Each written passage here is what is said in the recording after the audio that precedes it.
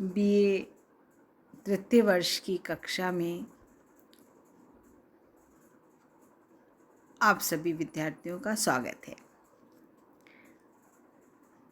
आज प्रथम प्रश्न पत्र के अंतर्गत हम महादेवी वर्मा के गीतों की व्याख्या करेंगे। महादेवी वर्मा की रचना दीपशिखा से चयनित ये गीत है। पंथ रहने दो अपरिचित, प्राण रहने दो अकेला। इसकी हम आज व्याख्या करेंगे। देखिए, पंथ रहने दो अपरिचित, प्राण रहने दो अकेला। घेर ले छाया अमावन, आज कज्जल अश्रुओं में रिमझिमा ले यह घिराघन। और होंगे नयन सूखे, तिल बुझे और पलक रूखे। आर्द्र चिंतन चितवन में यहाँ शत विद्युतों में दीप खेला। यह पंक्तियाँ महादेवी वर्मा की दीपशिखा से चयनित की गई हैं। एक सुंदर गीत है उनकी दीपशिखा नामक रचना का, जिसकी हम व्याख्या करने जा रहे हैं। इसमें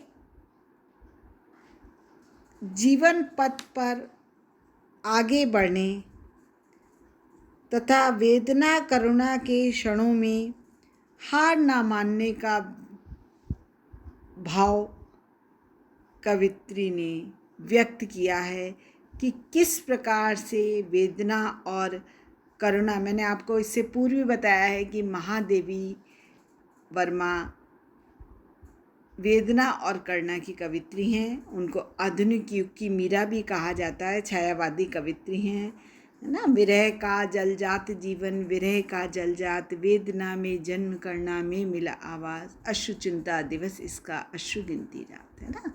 तो विरह और करुणा की कवित्री। इस गीत में भी उन्होंने वेदना और करुणा के क्षण में, जिस समय वेदना और करुणा में डूबे हुए हैं, उस समय हार न मानने का भाव व्यक्त किया है और आगे बढ़ने के लिए प्रेरित किया है। देखिए, पंथ होने दो अपरिचित, प्राण रहने दो अकेला। कवित्री कहती हैं कि अव्यक्त प्रीतम के पास जाने का मार्ग चाहे अपरिचित हो अर्थात अज्ञात हो, परंतु प्राण रहने दो अकेला। इन प्राणों को अकेला ही रहने दो। इन्हें किसी भी सहयोगी की आवश्यकता नहीं है। ईश्वर के पास जाने के लिए इन्हें किसी सहयोगी की आवश्यकता नहीं है। रसात्मक भावना को यहाँ पे व्यक्त किया है।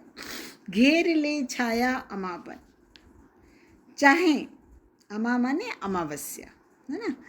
चाहे निराशा की छाया अमावस्या बनकर, अमावस्या अंधकार होता है, यहाँ कवित्री ने निराशा को अंधकार के समान मानकर कहा है। चाहे निराशा की छाया अमावस्या बनकर घेर ले। किसको घेर ले? मिलन पथ को घेर ले। और आज कज्जल अश्रुओं में, कज्जल मीन्स काले, है ना, काजल से बने काले। तो कहती हैं कि आज चाहे काजल से मिश्रित आंसुओं की लगातार वर्षा से, रिमझिमा से ये घिराघन, यह अत्यधिक घिरा रहे, परंतु कोई भी हृदय को लक्ष्य से विचलित नहीं कर सकता। मतलब कि मुझे प्रीतम के पास जाने से कोई भी नहीं रोक सकता। और होंगे नैन सूखे, तिल बुझे ओ पलक रूखे, वे नैन कुछ और ही होंगे, और होंगे नैन सूखे, वे नैन कुछ और ही होंगे, जिनकी पुतलियों में चमक नहीं होगी। सूखे मतलब चमक नहीं होगी। और तिल बुझे ओ मतलब तिल बुझे ओ कौन से? नैन, मतलब जिनकी पुतलियों में चमक नहीं होगी। पलक रूखे, और जिनके पलक रूखे होंगे। आर्द्र चितवन में यहाँ शत विद्युतों ने दीप खेला, परंतु आर्द्र कहते हैं गीला, है ना, परंतु यहाँ मेरे नेत्र तो इतने गीले और चमकदार हैं, शत विद्युतों में दीप खेला, कि उसमें बिजलियों के सैकड़ों दीप चमक रहे हैं। आगे देखिए, इसी के आगे कवित्री कहती हैं, अन्य होंगे चरण हारे, और जो हैं लौटते देश शूल को संकल्प सारे, दुखव्रती निर्माण उन्मद, यह अमरता नापते पद, बांध देंगे अंग संस्कृति से तिमिर में स्वर्ण बेला। आगे कवित्री कहती हैं कि अन्य होंगे चरणहारे, कि जो चरण लक्ष्य तक पहुंचने में हारे, मतलब लक्ष्य तक पहुंचने में असफल रहे, वे हारने वाले चरण किसी अन्य के होंगे। और हैं जो लौट दे दे शूल को संकल्प सारे, और जो सारे संकल्पों को पीड़ा व्यथा देकर निष्फल ही लौट आते हैं, वे चरण भी किसी अन्य के होंगे। दुखव्रती निर्माण उन्मत्त, दुखव्रती मतलब दुख को सहने वाला, दुख सहना या झेलना जिसका आजीवन व्रत है, और जो सदा ही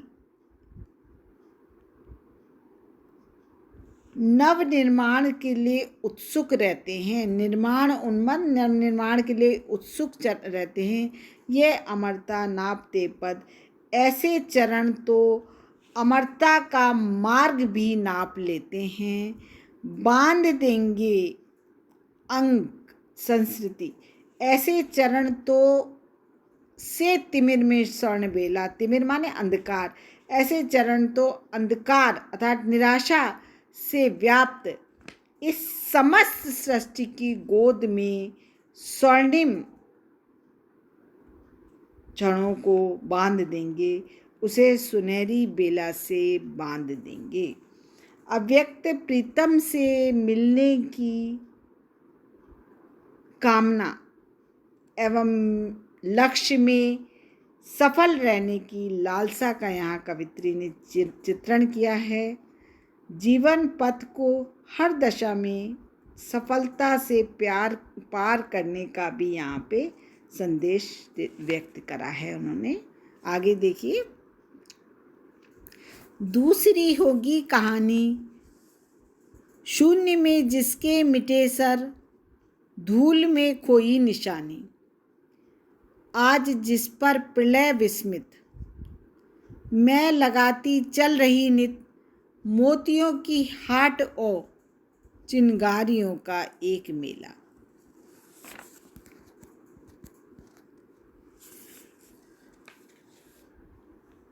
इसमें भी देखिए कवित्री आगे कहते हैं कि अनेक कष्टों और बाधाओं का सामना करने पर भी लक्ष्य प्राप्ति की आस्था विश्वास का स्वर व्यक्त करते हुए कवित्री आगे कह रही हैं, दूसरी होगी कहानी जिसके स्वर आकाश में व्यर्थ ही विलीन हो गए।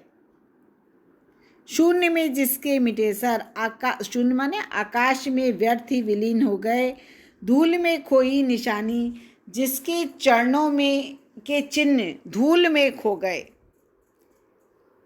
ऐसे लोगों की दूसरी होगी कहानी। ऐसे लोगों की कहानी कुछ और ही होती है, अर्थात उन्हें तो जीवन में सदा असफलता एवं निराशा, हताशा ही मिलती है।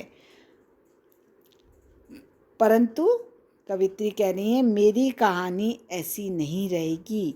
क्यों नहीं रहेगी? क्योंकि आज जिस पर प्रलय विस्मित, आज प्रलय भी जिसे देखकर आश्चर्यचकित है, मैं लगाती चल रही नित, मैं ऐसे मोतियों की हाट और चिंगारियों का मेला सदा लगाती हुई चल रही हूँ। कहने का तात्पर्य यह है कि मैं नेत्रों से आंसू रूपी मोतियों को तथा नेत्र दीप्ति को फैलाती हुई निरंतर आगे बढ़ती चल रही हूँ।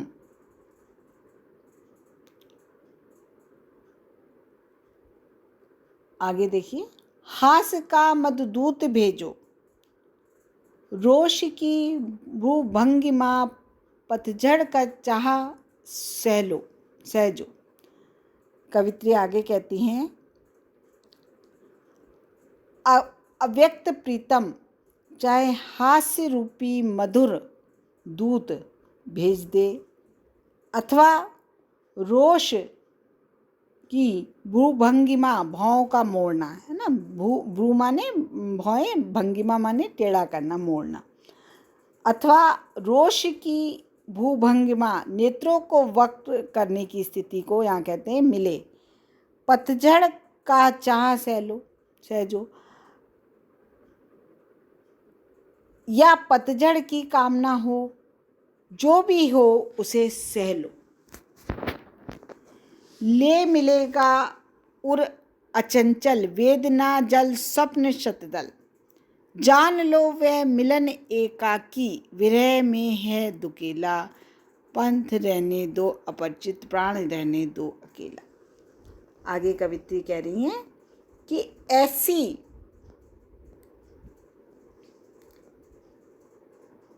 दृढ़ता रहने पर अव्यक्त प्रीतम से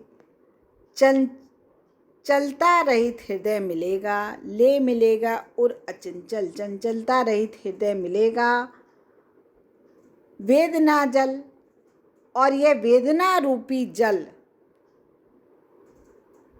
तथा स्वप्न शतदल तथा मधुर स्वप्न रूपी शतदल कमल को लेकर उन्हें समर्पित करेगा। जान लो वह मिलन एकाकी, हमारा वह मिलन एकाकी ही होगा। विरह में है दुकेला, दुकेला माने अकेला नहीं, दोनों है ना। तो कहती हैं कि हमारा वह मिलन एकाकी ही होगा, तथापि विरह वेदना में वह युगल रूप से बना रहेगा। अर्थात विरह वेदना तो अकेले ही भोगनी पड़ेगी। इसलिए चाहे पथ अपरिचित हो एवं अज्ञात रहे, प्राण चाहे अकेले ही रहें, परंतु लक्ष्य सदा बना रहेगा। प्राण रहने दो अकेला, लक्ष्य सदैव ही बना रहेगा। यहाँ पर अव्यक्त प्रीतम के पास जाने की कामना एवं विरह वेदना की सहिष्णुता व्यक्त की है। ये गीत छायावादी रहस्यात्मक प्रवृत्ति इस गीत में दिखाई दे रही है, जो अव्यक्त अगोचर सत्ता के प्रति एक जिज्ञासा की भावना होती है, छाया रहस्यवाद, वो प्रवृत्ति यहाँ पर महादेवी वर्मा के इस सुंदर गीत में प्रस्तुत हो रही है। अलंकारों में देखिए, काव्यलिंग अलंकार है, अन्युक्ति अलंकार, रूपक अलंकार का बहुत सुंदर प्रयोग हुआ है ना, और अनुप्रास अलंकार तो है ही।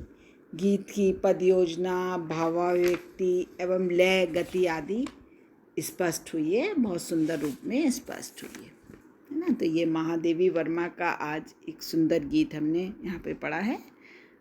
आगे के व्याख्यान में मैं इसके आगे के गीतों की आपको व्याख्या बताऊंगी। धन्यवाद बच्चों।